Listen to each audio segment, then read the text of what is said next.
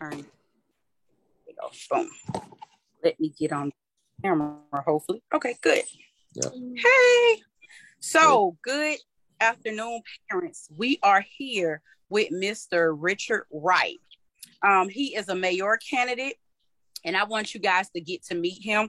I heard some great things about him. You know, I just heard that. I ain't heard nothing else bad. You guys can make your own decisions. Become, November. I'm going to and give it to you, Mr. Wright. I'm going to let you introduce yourself. Yes, my name is Richard Wright, and I am running for mayor of Atlanta. I'm running to be your mayor to give the people the voice back, their voices back. I'll give you a little bit of story about myself. I moved to Atlanta in 1997 from North Carolina with a GED. And I moved here to be a rapper. And so nobody signed me. So I figured that I've been listening to my mom and enrolled in school, but there was some pushback because I have a GED. So I said, Mom, I didn't do good in high school. How am I going to do good in college? And she said, Richard, you got to go. So I just enrolled in Herzing College one day, and through hard work, some divine intervention, I got a 4-year degree. Then I had the nerve to go to grad school, to Strayer, to get my MBA. Then I had some more nerve to figure that I can be, part of the 1% of 3% of the 1% who has a CPA license. So I took and passed the CPA exam. Then I had the expensive endeavor of going to Georgetown Law School. So I kind of went from a GED to Georgetown Law. So there's a will, there's a way, and I plan on this really using what I've learned over the last 24 years in Atlanta to make the city better. And I'm an example to all kids that, no matter where you start at, it doesn't define how you're going to finish, how you're going to end. And I think I think we need to really, more of my stories like myself need to be told so that kids can see that, there's hope.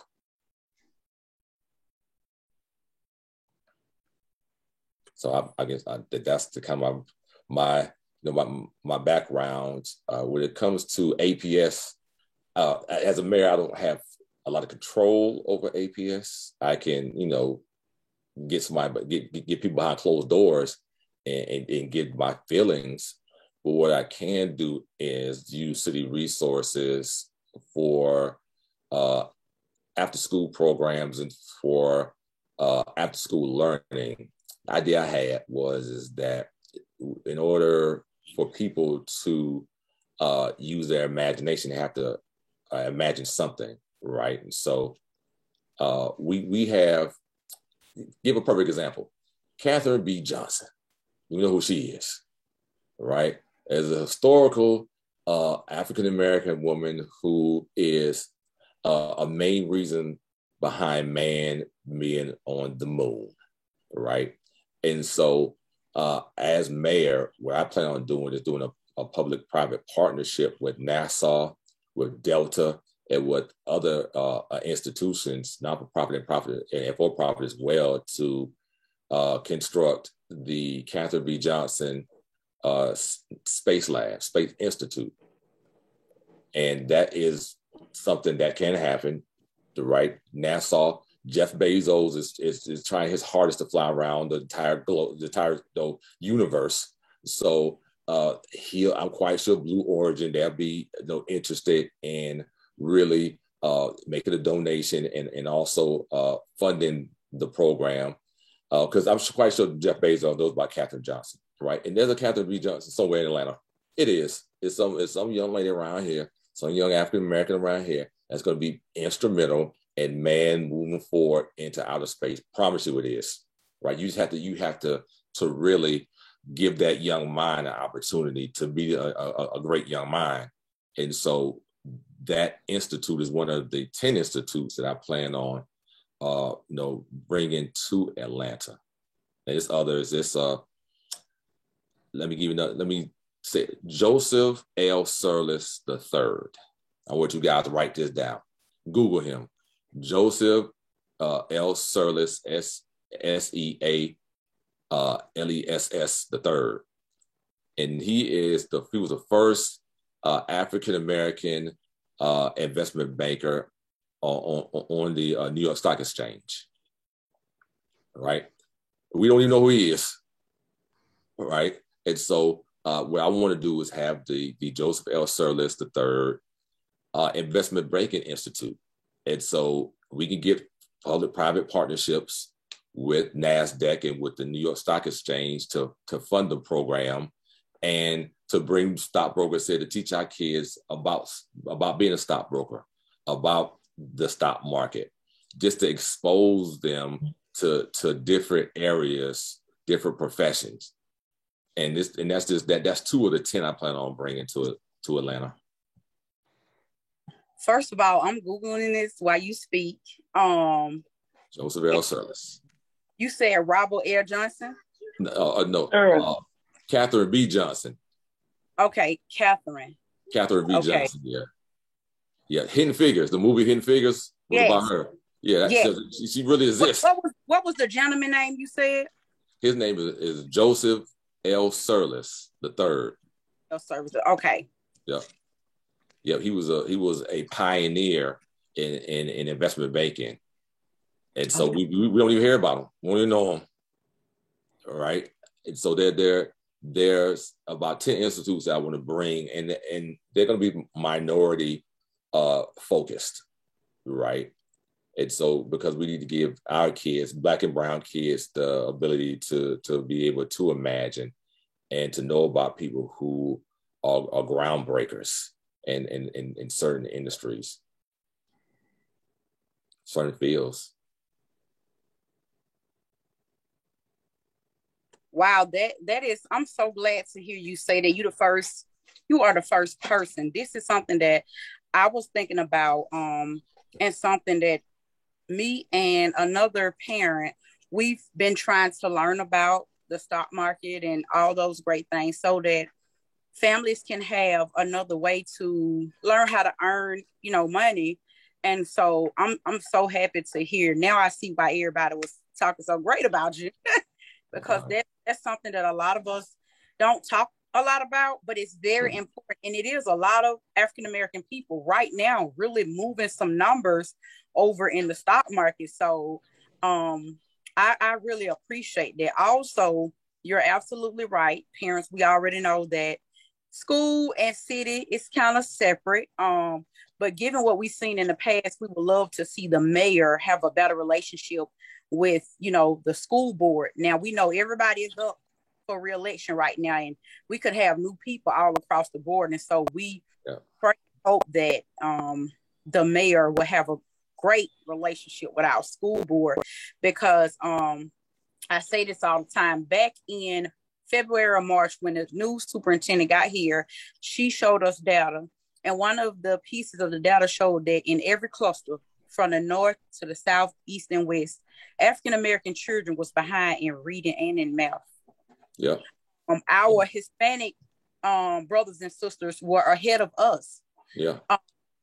It was very disheartening. As a mom, I have like I said, I have some that have special needs. So I'm very big on advocating for them. But it was really tough to hear that.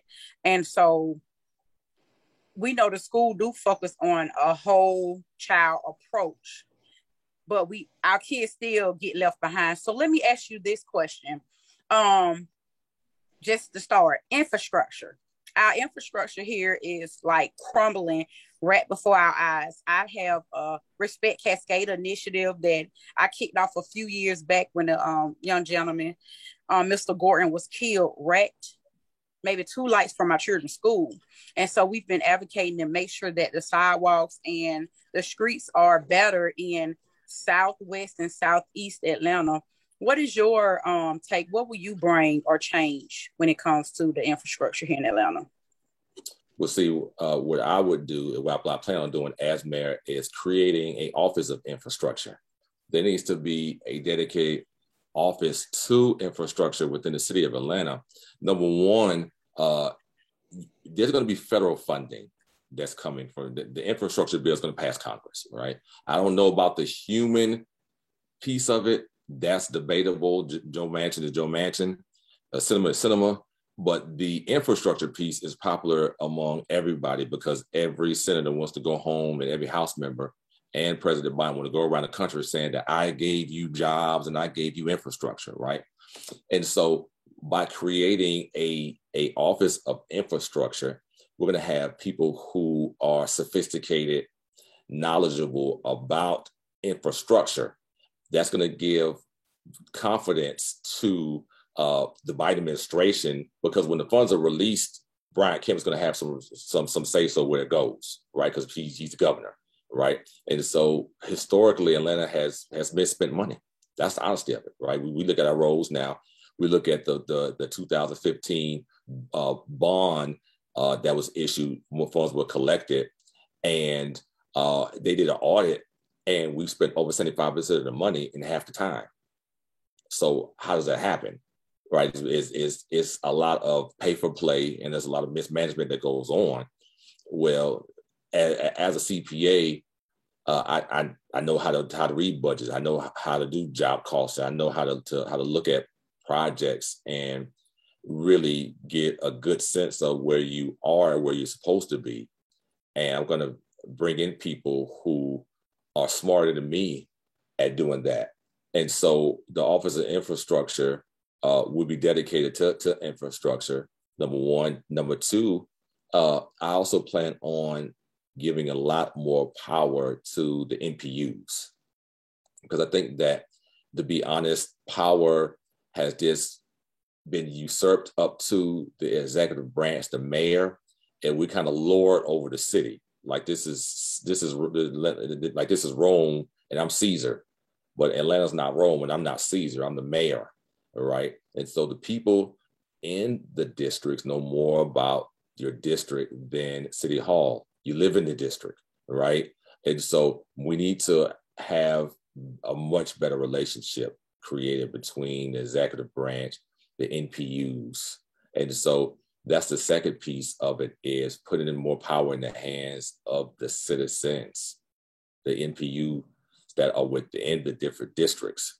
And so that's my pledge to the people of Atlanta, is to give the people more say so in a lot more areas. Now, Ms. Shannon, would you like to come off mute and ask a question and introduce yourself? Good afternoon, everyone. I'm Shannon White. I currently have a student over in Booker T. Washington High School. I'm also part of the Atlanta Council of PTAs, as well as the Go Team for my child's school, as well as the cluster representative. The question that I have for Mr. Wright is, I hear you talking about how you would change. You would have an infrastructure office. I want to know, would you be willing to have an office that was dedicated to the parents of the city, so we can express our concerns about child care, after school care programs, which we had when we were growing up, like the Boys and Girls Clubs, the YMCAs, how we can incorporate those type of programs into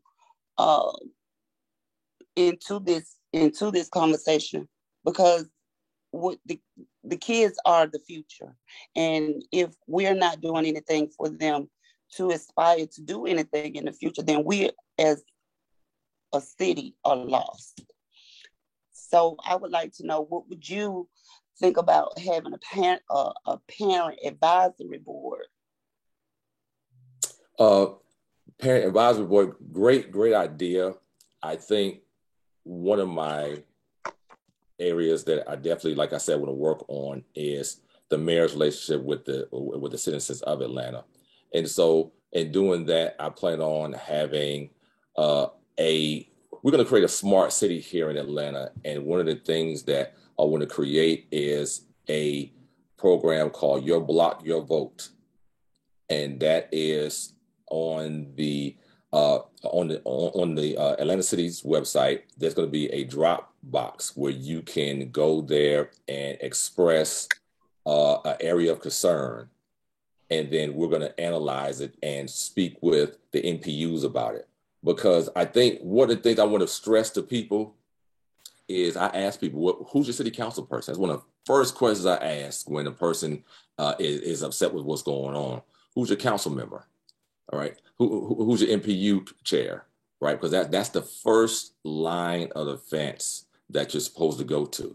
Right. And so the mayor's up here, and granted, the mayor is someone who's responsible for you, but the NPUs are where you go to get things done. So that's a great idea for the NPUs to say, and the city and your city council member to say, listen, let's create a parent advisory board.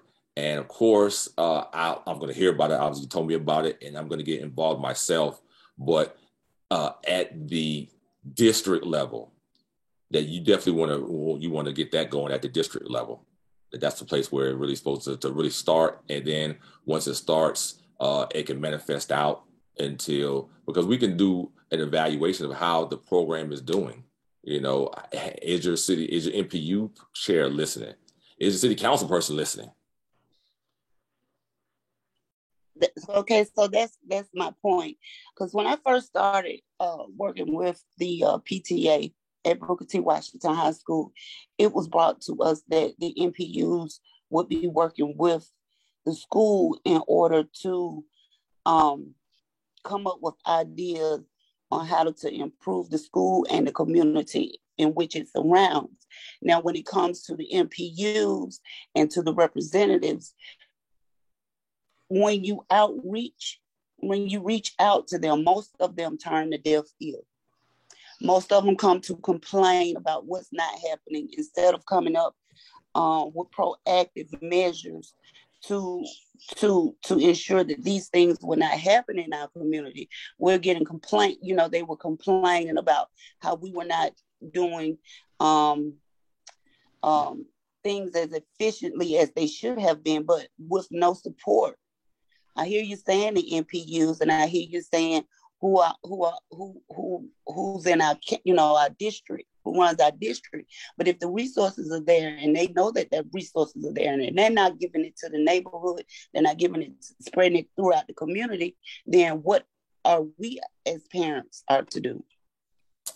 I think the most important thing, and this may sound cliche, is, but politicians listen to two things: money and votes. What is the percentage of individuals who are voted in your district? Prominent question, right? Because when people vote and then when they donate money, politicians listen. They don't understand anything else. They understand those two things. And at the end of the day, the dollar is very, very important, but that vote is what keeps you in office or get you out of office, all right? So the people who are turning a deaf ear to you, that goes from the NPU chairs to the city council member, to the post member, to the mayor, him or herself, need to be held accountable. And the way you hold them accountable is through your voting and through who you donate to. That's running. There's when it comes to education, each district is nuanced, and that's because they're different ideologies and they're different cultures. All right. We have to really address the fact that our kids are performing the way that they need to be performing for the 21st century. That's the honesty of it, right? And so how do we address that? Is it the parents' issues? Is it school board issues? Is it city council issues? Or do all stakeholders need to look in the mirror and say, how can I specifically perform better myself? That goes for parents, that goes for the kids themselves, that goes to the teachers, that goes to the principals, that goes to the school board, that goes to the city council person, that goes to the NPU, that goes to the mayor, him or herself. So all stakeholders must take accountability for what we're doing. And so there's funds that need to be allocated towards more after school programs, recs, Were you saying something? Okay, yeah, through Parks and Recs, through after school programs, and so what I would do as a parent, I would get other parents together, come up with a paradigm. Okay, this is what we want, and this is the funds that we think is going to take to do this. Whether it's Mayor Wright's program, where he's going to take 1,000 kids and really send them to the institute, the Katherine B. Johnson Institute, another 1,000 to the Joseph L. Sirleaf Institute.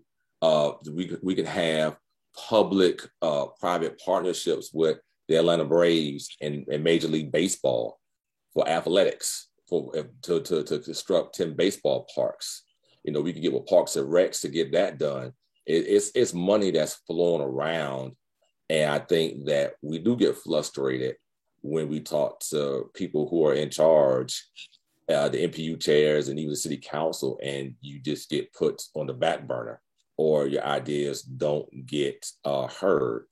And so galvanizing together, right, that just takes is going, knocking on doors and saying, listen, hey, we want better for our kids, right? It got to start with the parents. We as parents got to want better for our kids, right? And then galvanize together, and you become such a large entity where you can affect elections, especially in the district. You're gonna get better results. You're gonna get your council person listening to you. You're not gonna get sent somewhere, but right? Because in Buckhead, I promise you, every council member in Buckhead listens to their constituents, because those people vote. And you will not be the Buckhead City Council representative if you are failing, because they're not gonna have it. As African Americans, we can't have it. We've allowed people to sit in these positions for far too long, and they've been failing you. That comes from the mayor on down. That's the honesty of it. Right. Yep, I absolutely agree. He's right on the point. Laquita, I know you at work. Do you have a question? Oh, okay. You were listening. Okay, cool. Yeah. He's right on point with that. Because I served on the NPU. When I came in, I was like, wow, like people don't know that they make a lot of decisions. When you say gentrification, do you know that the developers have to go to the NPU to get their yes or no, which sometimes funds are attached to that in order to get this development that gentrifies a lot of us. So I talk about that a little in our parent group. But that is something that I've been saying, y'all come to these meetings. They're all virtual. I actually go to all 25 NPU meetings every month. That's just the advocate. that's just me. And I did some recently. I watched everybody meeting, and I noticed that the city, let's say the city zone person, will go to every meeting with the same information, but it would be presented in different ways at different NPUs. I went to Leah LaRue, who is over the NPU system, and I said, Leah, hey, how you doing? Why when they come to our Black NPUs, they are guessing this information versus what they did in NPU A through D? They pulled up a presentation. They went through each slide. They laid it out in a way that everybody in the community understood. They asked questions, but I noticed, because I go to all of them, they did something different. Now, a lot of people wouldn't know this because I rarely see, even to my council members, I haven't seen a council member that go to every NPU meeting. Yeah, I haven't. Exactly. That Westmoreland, he's going to be at the NPU meeting. He's going to be at his. Let's he's going to be at his, right? Because he's over what I think he's over 5 through 8, I believe. So he's going to be at he might be in. Let me be honest. He haven't been in all of them. He haven't been coming. I'll say before we started talking about voting, he was not going to these meetings. A lot of them were not going.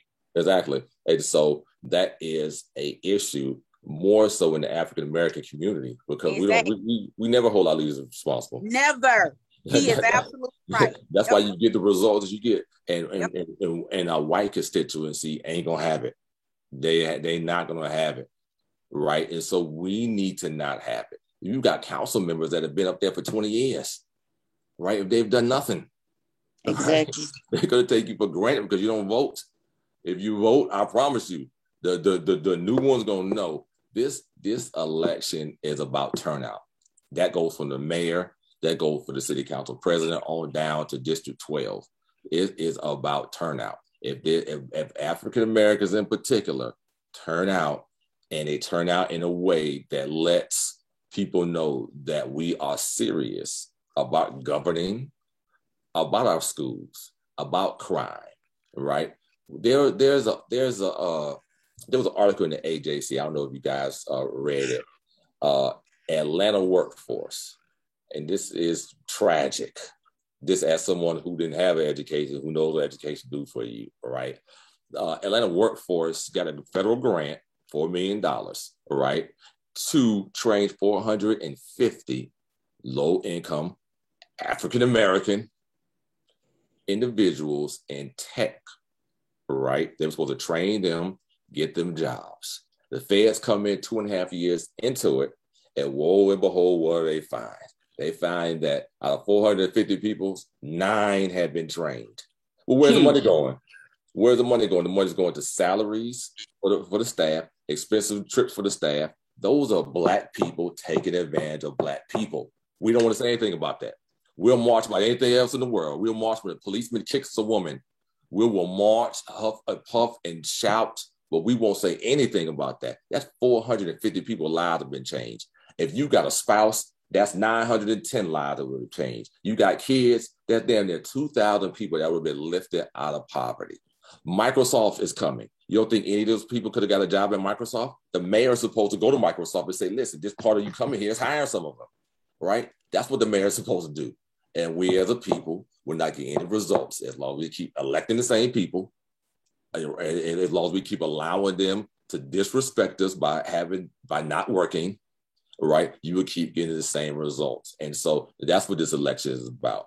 That's what the election is about. When legacy people are running, when an old mayor is running, he's pretty much telling you, right, that I don't believe that African Americans who need the help the most, right, are going to vote.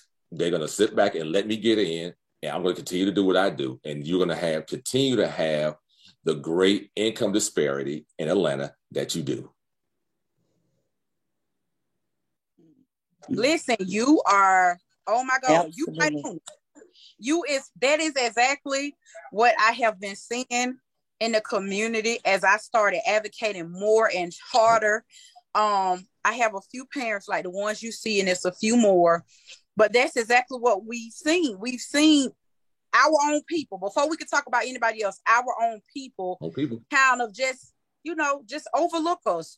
We're constantly struggling, trying to survive. I followed that workforce, that whole thing, because they talked about it on city council. They end up having to give probably about $1 million back to the feds. Yep, they had to give money back to the feds. They had back because it didn't serve the needs. Now, thank you for giving us those numbers. I didn't know that it was about 400 people, and to hear only 9. To your point, we got Echo Street Lab. I'm born and raised West Side. We got the Echo Street Lab. We got Microsoft. They're coming. 400 people they could possibly be going into a very promising situation right now. Look at the job. Let's be honest, right? Because what the mayor was going to do backdoor is go to Microsoft and say, listen, I need you to hire at least 100 of them.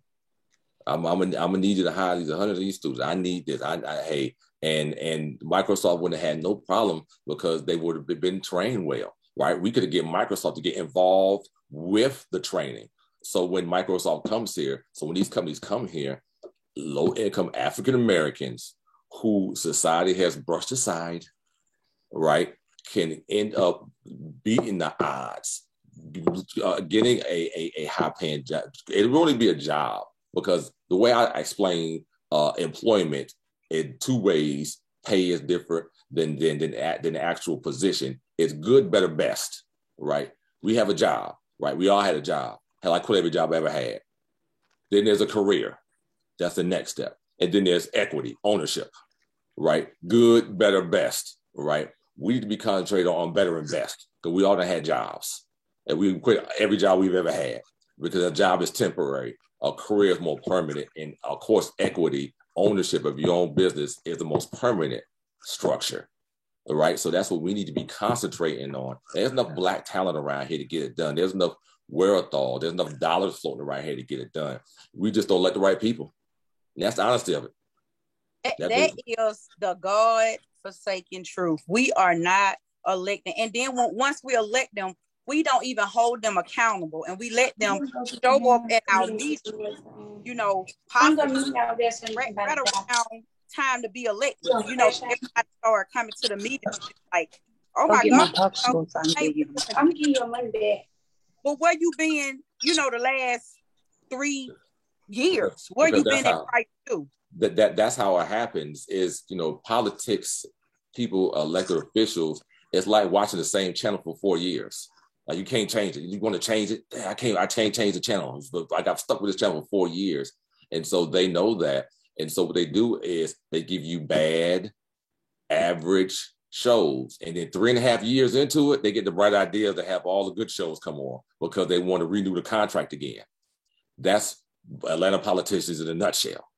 All right. Is you stuck with them for 4 years, 3.5 years into that 4-year term. They start telling you all type of fantastic shows that are coming on next time once you renew the contract. And you renew the contract, and then guess what? You get the average and below average shows back on again.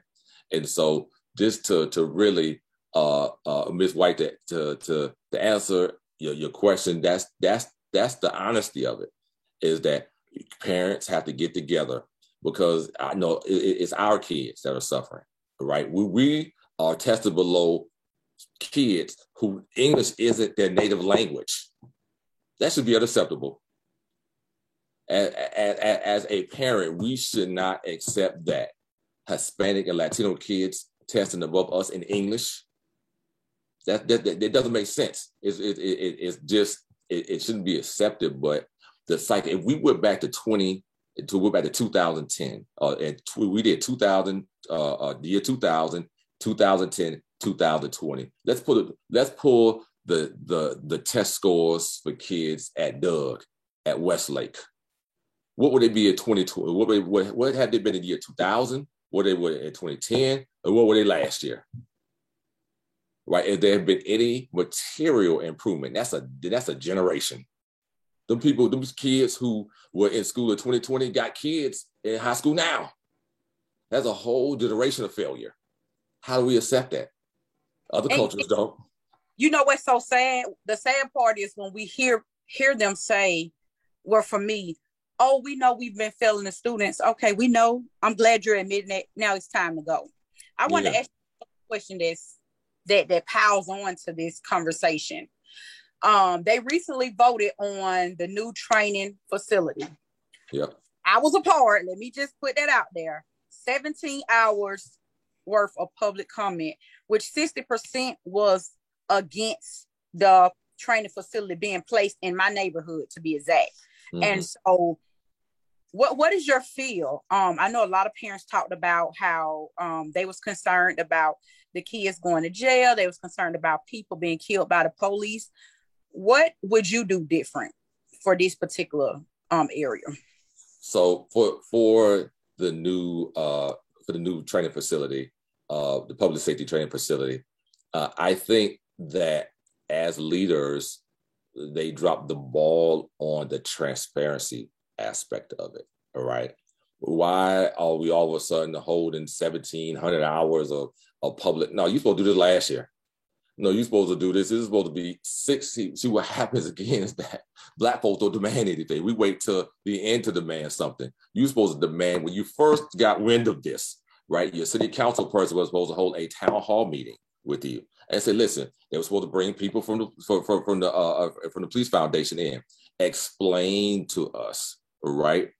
What is the cost of it? How does it affect the community? Where is it going? Well, is that land being used already? Can that land be used for anything else? Where else can we train them at, right? All of this discussion could have been had. You hold 6 town hall meetings. You explain it to everyone, right? And then you let the people respond, right? Because an informed person can't argue about transparency. they could just argue about the fact that I just don't want the police to get trained, period. That's a different conversation, right?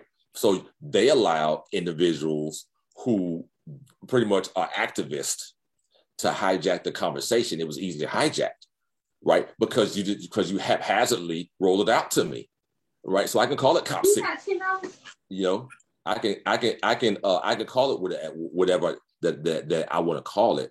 And so what should have happened is that the mayor, city council should have been a lot more, the police foundation should have been a lot more transparent. Now about the facility. Yes, we need the facility.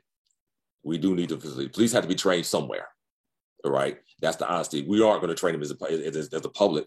We're going to argue about how they're treating us, where are they going to learn how to treat us better at? They're going to have to be trained. They're going to have to be someplace, right? They put it out of Atlanta, right? Because it wasn't going on the north side of the city. Let's be frank about that. It wasn't going there, all right? So they got it in an area where that is already being used. I do agree that it's a lot of area that they're maintaining, that they want. So that's why they broke it down to 85. 85 is still probably a little bit too big, right? You're 3 times the size of New York City, who has 40,000 officers. But the way that you express that to the parents is that, listen, this is a public safety facility. That means the firefighters, that means 911, that means everybody. But see, when you explain to people in town hall meetings, they get the premise.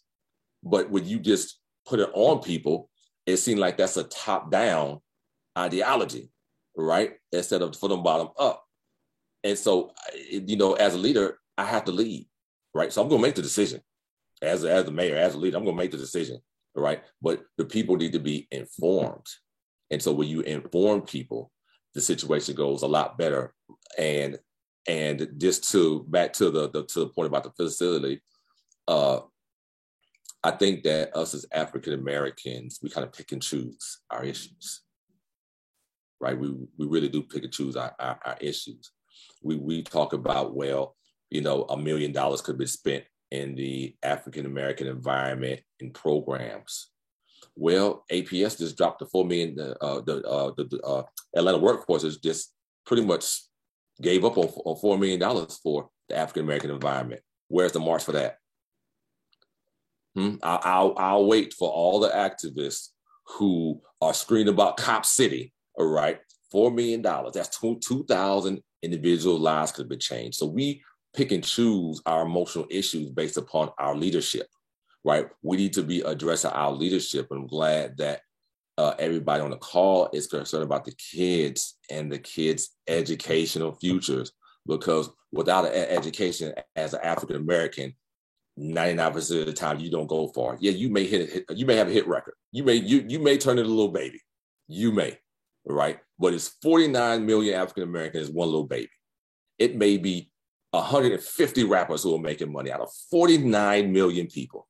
So we need to understand that education is the future for African Americans. And it's the way that our forefathers marched, bled, died for us to learn. And we need to be cognizant of that. And if you don't do it for yourself, at least do it for them. And so that's my feel about how the Atlanta Public Safety Facility. I agree with people who say, "Hey, the transparency was terrible." Right? It was. Why don't we just have why don't we have the Atlanta Police Foundation should have rolled out some numbers, right? They say, "Hey, you know what? No cop is going to come here for a facility that's going to be made in 2 years." What did we ask the cops who are applying? Let's ask them, because we know what they're going to say. I don't know why the police foundation didn't do that, because when somebody approached me with that, I think I had a council person who's running for council approach me with that question. Like, it's insane to think that the police don't want to be trained in the facility. They don't want to be someplace where it's molding. Yeah, I saw it. It was there. And the other sad part is that was an APS building. Exactly. And you saw the pictures, it was terrible. So I can say for myself, I do agree that they need a training facility. For as transparency, it's all up in smokes, because me and Sarah, I'm glad to see she on. I know she's at work as well. We serve on a public safety committee for APAB. Yeah. And so that's the bigger part of the MPU system. Yeah. And they came to us, I want to say maybe 2.5 months ago. That's how I even learned about it. I didn't know that this been a plan for years. Exactly. Have been a plan. And so when they presented, I was like, wait, this is in my neighborhood, to be exact, not too far from me. And one question that I posed, which we talked about earlier, I told I think that was Karen Rogers, she works with the Police Foundation. I said, what happens when this new facility comes and my property taxes go up? Mm-hmm. Said, that part we didn't think about. Mm-hmm. And I still ask that question, what happened? Is there going to be some type of community benefit agreement that makes sure that the legacy residents and the residents and homeowners doesn't suffer because this new facility is being built near or around their homes? It's a lot that, and I hate to keep saying the same old, but we'd be remiss to think that city council didn't know about this. So you have a council person who knew about this in the inception of this, right? So instead of screaming at the police, we need to be screaming at your city council members. Like, well, hey, you knew about this 2 years ago. You knew this was coming down. Why did you make us aware of it? All right. Mm-hmm. If you get public input, they would have thought, well, dang, we putting a facility over here that's worth $90 million. What do we think is going to happen to the property value? Mm-hmm. Right. And we can think about this, and we can think about this in advance. Okay, well, Mayor Bottoms, well, what are you going to do? Are you going to freeze property taxes for legacy residents at this price? What are you going to do? All right. Or and also the council person, what are you going to do? All right. Exactly. Right. So those things could have been flushed out. Ideas could have been brought to the table, but it's kind of like everything was done in vague, and it got rammed down people's throats. And so what happens is that both sides, the radicals in both sides, is just go wild with it. Right? Yeah. Do I think it's Cop City? No, I do not think it's Cop City, because they're going to be firefighters out there who are going to be learning. Right. They're going to be first responders that are out here, because when your house catch on fire, you're going to want that person to be trained to get you out. The training doesn't happen by osmosis, right? We want cops to learn better techniques on how to deal with people who are mentally ill. Right. We want to have more connection to those social workers with the police. Guess what? Everybody needs to be trained at. All right. Everybody, we admit everybody needs to be trained. All right. And so the idea of, police, there's no institution that's above reproach. All right. On earth, because we're all imperfect individuals. Jesus Christ was the only person that walked the face of the earth that was perfect. So we're all flawed. All 330 million Americans are flawed, right? So there's no system that is perfect, right? But what we do with recognizing that, we need to take more of a holistic look at public safety, and we need to be more honest in our communities about what's going on in the community, right? We jump up and down about a policeman, but if we pull the numbers of the 109 individuals who were murdered, how many of them were Black? How many victims were Black? How many perpetrators were Black? Mm-hmm. That's a real statistic that we really need to look at, right? And so how many robberies happened in districts 9 through 12? How many of them were a victim who was Black, the perpetrator was Black?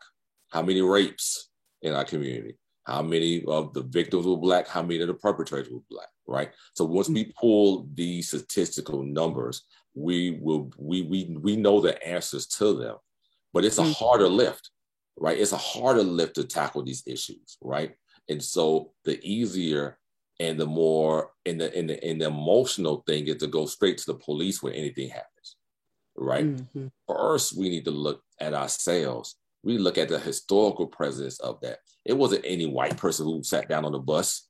It was a Black person that sat down on the bus, right? It wasn't a white person who got shot. Medgar Evers was Black, right? He got shot for Black rights. Black folks start standing up for their rights, and then everybody else jumped on the bandwagon.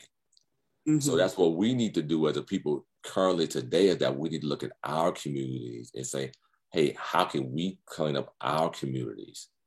What can we do? What about community policing, right? I talk to young brothers all the time about joining APD. Yep. How can you have community policing without the community? You can't have it. It doesn't happen, right? God bless everybody moving here from Seattle and San Francisco and New York to be cops. But there needs to be African-American men who grew up in Zone 9, who went to Doug, who went to Westlake, who care about the community to say, you know what, I want to participate in fixing it and making it a better place. And when that happens, you'd be surprised what other organizations jump their behinds on board with it. Because that's what all they're waiting on. They're waiting for us to care first. With our crime in our environment, they're waiting for us to care about our schools. We see the results of the scores in our schools. We see it. And so they see it. So we need to care first. So once we can, then they jump on the bandwagon. That's how anything goes. Mm-hmm. When we care, when we put our best foot forward first, other races jump on the bandwagon. Let me ask you this question, and I'm gonna let Miss Cher jump in. I'm not sure if she can unmute or not. The housing crisis here have just been unbelievable. Me and Sherry have helped several families get connected to Atlanta Housing. They have housing vouchers, and some still have them, some let them expire, but they having a hard time finding somewhere to accept them. And we have so many families, and I know you may know this, that is homeless. My family has been homeless before, living in hotels out on Fulton Industrial and, elsewhere. But we have a lot of families, mom, kids, dads that are really having a hard time with housing. As I drive throughout the city, I see abandoned apartments around in little areas, and I see all of this luxury, everything, luxury. And I don't even understand, how did we go that far where we forgot about the regular people that have been here 10, 20, 30 years, And so how do you feel, or what can we do different, or how can we support you and some type of initiative that help families and children stay in their communities and in their homes? Yeah, great question. There are a lot of stakeholders in affordable housing, but let's just back up and really look at it. Atlanta, and not a lot of people know this, Atlanta has the second highest concentration of African Americans with a 4-year degree or higher in America. We are the 37th largest city. We have an incredible amount of Black talent here, right? And so what happens when that Black talent comes here, it moves here educated. It moves here making money. And so what we forgot is the legacy residents. Because think about it, right? If we go back to 2000, right, and we pull the test scores of somebody, of the students at Doug High, and you see the 12th graders with a 9th grade reading level, right? What skill set do they have to go out into society, right? But then you have African Americans who coming from all over the country, either educated or to go to Georgia State, Kennesaw, the whole AUC, so that they come here and get educated, right? So you have to clash, right? You have a large amount of African Americans who can afford luxury townhouses, luxury apartments, right? So builders know that.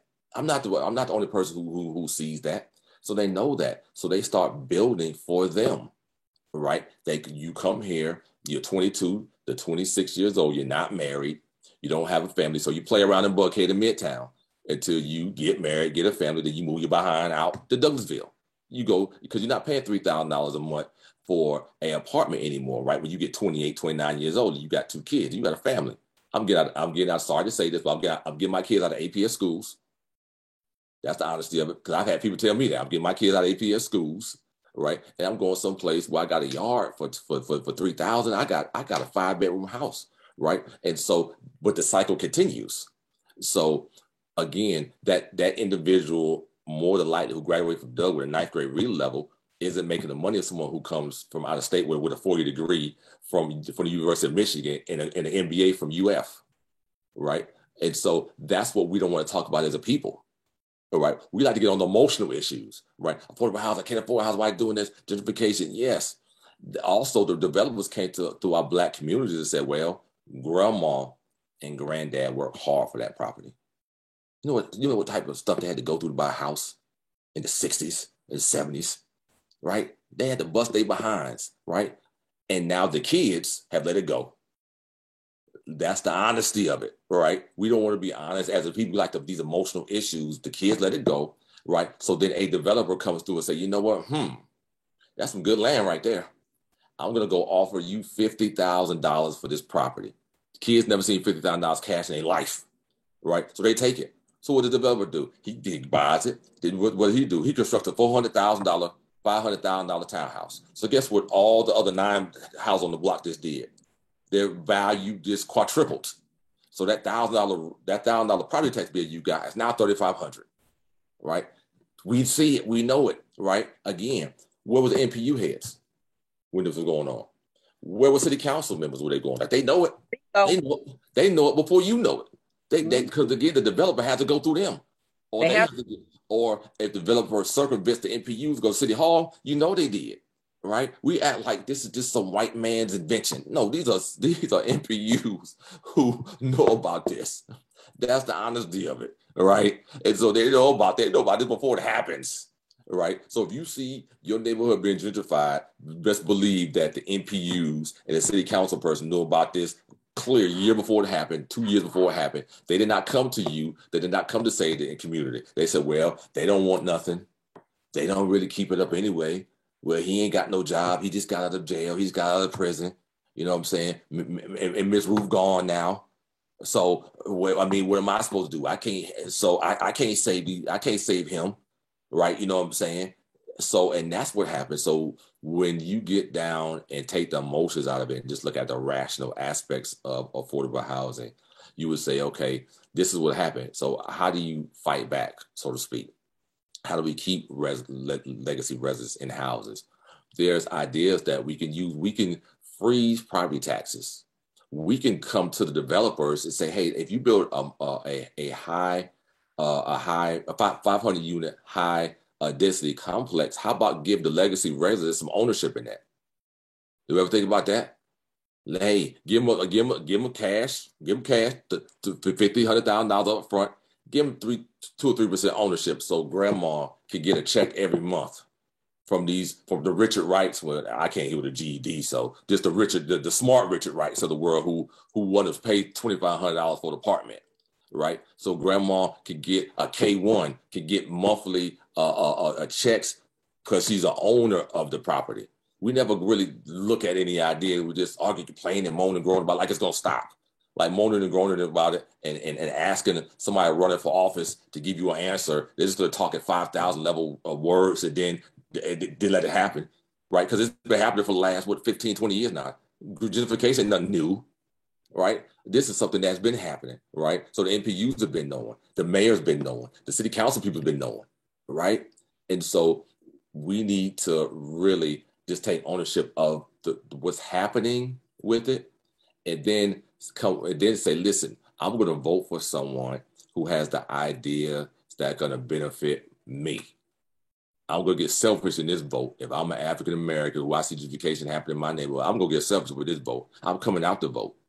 92,000 people, 96,000 people voted in 2017. That number should be 130, 140. This city has 500,000 people in it. Okay. Right. So to know that 20% of the population voted, these are the results you're going to get. They know that 20% of the population votes. So guess what? They're going to go with the 20% that vote ideas. And we know where we know where those folks live at. Yep. We already know. So Ms. Sherry, I wanted to let you, if you had any questions before we let Mr. Wright go, please come off mute and introduce yourself if you can. I know you're at work. Yes, I'm Sherry Balil. I'm a parent. Can you guys hear me? Yes. I wanted to ask you, when and if you become mayor, will you be willing to have a parent advisory board help you assist with the city of Atlanta, being that we have a lot of youths who are not directed, and you can use the support of parents to help you with the city of Atlanta. So I wanted to hear your take on that. Yep, great question, Ms. White. She asked that question why you weren't on the call. That is something that needs to be galvanized, cultivated, and really discussed with the MPU chairs first, and then the council member in conjunction with the MPUs. We really don't understand how much power MPU chairs have, right? Because they have a tremendous amount of power. Right. The mayor's office has taken a lot of it from them, but you have to go through them first. So all these ideas that are going on with gentrification, especially, they know about it, right? Because you have to go to them to get the zoning, right? And so with the parents have to galvanize together. And number one, that'll show that you are concerned. Number two is strength in numbers. And when you get strength in numbers, and when a politician knows that votes are on the line, a tremendous amount of votes come and go, and with your blessing, with your endorsement, you'd be surprised how they start acting. You'd be surprised. You have them. You can call your district council member, and you got 1,500 parents of every parent that went to Doug and Westlake and in these schools. You get 1,500 people, and you called up your district person. They coming because they be too scared not to. Because it's 1,500 parents. That's 5,000 votes. That's $100,000 you can put in somebody's campaign. They coming running. Because all other the community for better the committee for better Atlanta, you don't think that they can call people and have them answer just like that from Kasim on down to the 14th person running? It's organizations that when they speak, politicians answer the call immediately, and a lot of times they are African American, right? Because we don't galvanize completely together. We're kind of disjointed, and so that's what I tell all citizens. Is that there's always going to be strength in numbers. There are more poor people in the city than there are rich, right? And so the fact that that rich people say that they're represented is only one reason why, because they vote at the end of the day, right? And so voting is just the most important thing that you can do, and galvanizing together and letting someone know, hey, listen, our kids read at a ninth grade level. As high school seniors, that's just unacceptable. I'm holding APS responsible. I'm holding Mayor Keisha Bottoms responsible. I'm holding Felicia Moore responsible. I'm holding every elected official responsible. So I got 1,500 parents, and with these 1,500 parents, we got about 5,000 to 6,000 votes that we control. We control and we control who we donate to. You'd be surprised what happens. The MPU chair is gonna start answering you. Yep. City council's gonna start answering you. Mayor Bob's gonna start answering you. You'd be surprised. You're right. Miss Johnson, you have your hand up. Please go ahead. Yes, I am so sorry to interrupt y'all, but I have to get off and go back to work. Okay. So thank y'all. It was a great listen. Good luck on your race. Thank you. Thank you very much. I appreciate it. I just want to close by saying thank you so much for coming and listening to parents. I think you have a very valid point about coming together and making sure that we go to the MPU, because that's the reason why I got involved. I know the power that they hold, and while we're yelling at everybody, we might want to pull back and go look at who said yes or no to those developments that put us out of our community. Exactly. Most of those folks look just like us. That is the very reality. And if we come together, I think we can make some differences. So please tell people how to get in touch with you and how to follow you.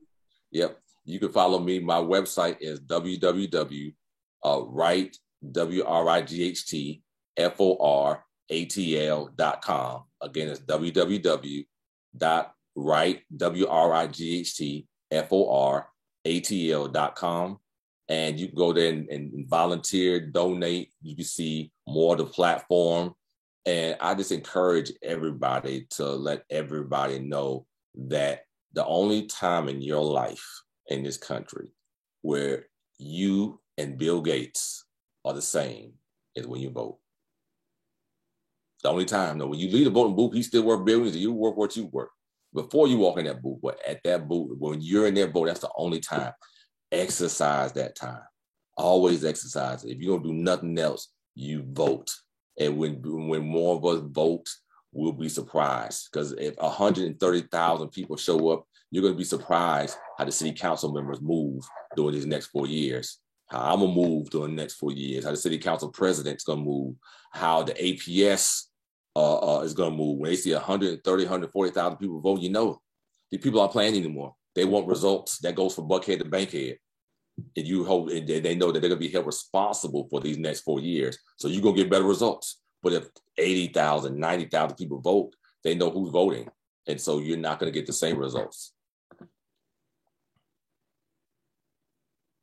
Well, I just want to thank you so much for coming. You did not disappoint. You truly lived up to that good, the good information that's being put out about you. I hope more parents, community members, grandparents, I really hope you guys go and please pay attention to a lot of the names that you don't hear. They have already started doing some great things in our city. And so, like he said, go vote. November the 2nd is right around the corner. I think we're about 20 plus days before early voting. So It's important that we show up and we show up in numbers, and you got to make the best decision for your family and your community. We can't keep making excuses. We can't keep talking to people who are not influencing the change. We got to come together. We got to go to them and let them know we're not playing no more. This year was the last year you're going to play with black folks. Amen. Amen. Thank you so much.